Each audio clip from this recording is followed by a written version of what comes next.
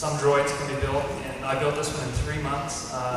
That's probably one of the quicker builds. Other droids I've spent 3 years or more on. So for me, it's a lifelong project. It's a great hobby.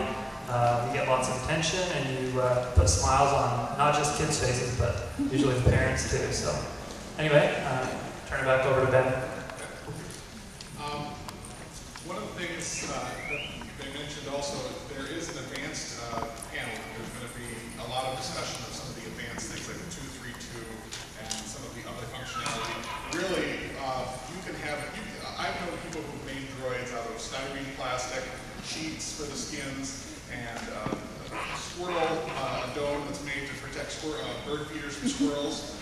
And some amazing stuff where you can actually get a droid for under $300 if you do everything yourself and make all the parts out of plastic bits and bobs and so forth. And there are some people who have, like I said, have parts made out of aluminum or steel and so forth, where the cost to do all that, unless you're able to do it yourself, can get pretty high. So one of the things is about our group is there's so many people who have so much to offer, and we're not a group. Some groups somebody comes up with something really cool and they try to hide it. They try to say this is something that I did and I only want my droid to do it. Our group, one of the best things about our group is that we share, we open up our information, we'll pop open the lid and show you how things work, and so definitely feel free to ask any questions. So speaking of questions, I think I want to take some questions if anybody has any so that we can have the panelists start answering. Go ahead. In the room over there, you guys are able to actually look for the comments?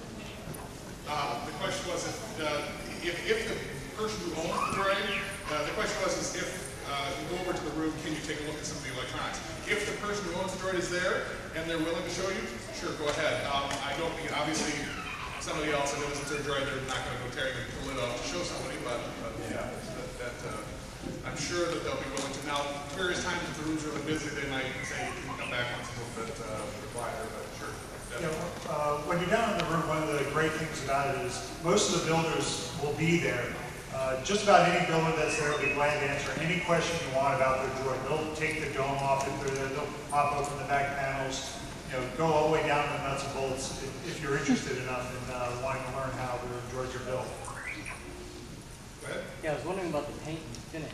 Is a lot of the details say airbrush style with clear coat, or you just build it up just different layers? Mine is completely painted with spray cans. Just spray cans? Yeah. Most of them are. When they built the original droids way back, it was automotive paints and things like that. Most people can't, they don't have a compressor and an air gun and a spray booth and all that. So the group has come up with spray can alternatives to most of the paint and finish stuff. Even down to the color blue is a big bone of contention among the group because the original one, some say they were anodized, some say they were painted. We actually got the formula for the episode 1, 2, and 3 droid that ILM built. ILM only ever built one droid for the movies. All the other droids that were built in the UK.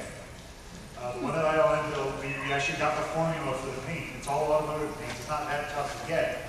But unless you're It's a secret formula. Secret formula. The hypothetical formula. I mean, you can even do something that somebody came up with called the Kreider glue method, which is what I used on mine. It starts off, it's Rust-Oleum Chinese purple, which is a deep Chinese purple with a metallic in it, and then you spray over that a Rust-Oleum clear anodized finished blue on top of that. And then, before that completely dries, you spray it again with acrylic clear, and that's that clear coat that really gives the depth to it. But yet, out in bright sunlight, you'll notice, like in the original R2, the original Star Wars films, R2 in bright sunlight, he has a slight purple tone in it. So it shows up really well under bright light, but in indoors light, you get a much darker finish, like with Doug's R2. So it's up to your own personal interpretation.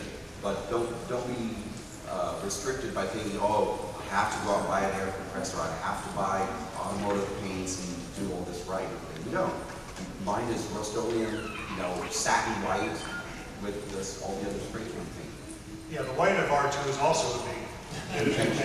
Yeah, R2 is not white. He is not pure white. It's actually a cream. cream. Yeah, he's probably closer to that, you know, and I went with something, I was trying to make a happy medium, because you know when it's seen in public, people are going to expect him to be white, but you don't want it to be white, because nobody uses white on camera because it's too blinding.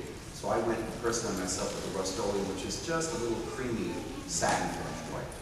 Yeah. Well, great job on the finishes. I'm very impressed with the spray. Well, I like the fact that, you know, not everybody wants to build exactly R2. I like the fact that we have such a large group that there's lots of variations and people really want to make them personal to themselves. And one more comment on the paint. You know, really you're only going to get people who nitpick on the colors and the whites when you become part of the group and attend one of the functions. Out in the public, people are going to see blue and white, they're going to go R2. I mean, you can have there's a lot of leeway. I mean, I've had my guy out here who's right now completely bare, and it's amazing some of the reactions kids have gotten. I had a friend who used to mock me, used to make fun and say, you know, I can't believe you do this. I mean, how big of a geek are you? And I took it to Motor City Comic Con, and he was there as well. It's like, well, first of all, you are at a comic convention. You don't have a lot to say. But he saw the reaction the kids had. And he didn't even have the skids. It was just the dome moving around and the skeleton underneath. And the kids were just lighting up. And he just said, you know, I was completely wrong. Did a 180, said that is the coolest thing. And, you know, he may come around and actually join the group, but he's definitely a fan now. Any more questions? Back there. Transportation. Nightmare. TSA give you a hard time? Difficult at best. Case in point, I specifically bought my car. I have a Chrysler PT Cruiser, which I specifically bought because you can fold the rear seats very easily and take out the back deck, take off his head, and just pick him up and put him inside. And the back of the PT Cruiser is already built with all these D-ring hooks already in place, so you can bungee cord him down so he won't go anywhere. So that's why I bought my PT Cruiser. Not to mention, the PT Cruiser comes in the same color. Blue, R2 blue. So I got a license plate. My car has California license plates that read R2 blue.